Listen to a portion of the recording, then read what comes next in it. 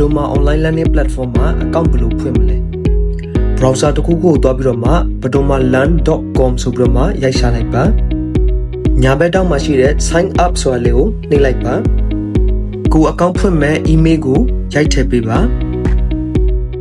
OTP တောင်းဖို့အတွက် send verification code ကိုနှိပ်ပေးပါ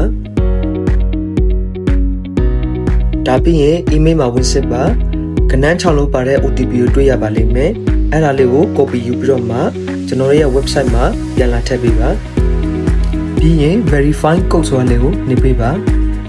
ပြီးရင်ကိုသုံးမဲ့နာမည်နဲ့ password နဲ့ကိုထည့်ပေးပါ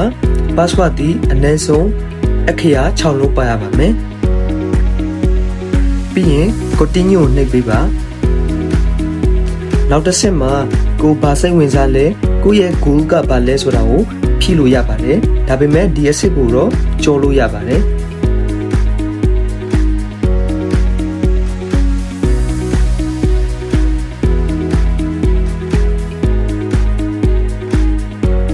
create account ဆိုတာလေးနှိပ်လိုက်တာနဲ့ကျွန်တော်တို့ရဲ့ account ကဖွင့်ပြီးသွားပါပြီ home page မှာထိပ်တန်း course တွေကိုပြထားပါတယ် explore နှိပ်လိုက်ရင်ကိုရှာချင်တဲ့ course တွေကိုရှာလို့ရပါတယ် my learning ကိုနှိပ်လိုက်ရင်ကျွန်တော်တို့ရဲ့တိုးတက်မှုတွေကိုတွေ့ရပါလိမ့်မယ် network ကတော့ကျွန်တော်တို့ရဲ့ social media ဖြစ်ပါတယ် post တွေကိုကျွန်တော်တင်လို့ရတယ်သူများတွေရဲ့ post တွေကိုဖတ်လို့ရတယ်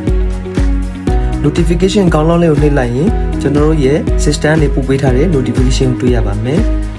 profile ကိုနှိပ်လိုက်ရင်ကျွန်တော်တို့ရဲ့ social media profile ကိုတွေ့ရပါလိမ့်မယ်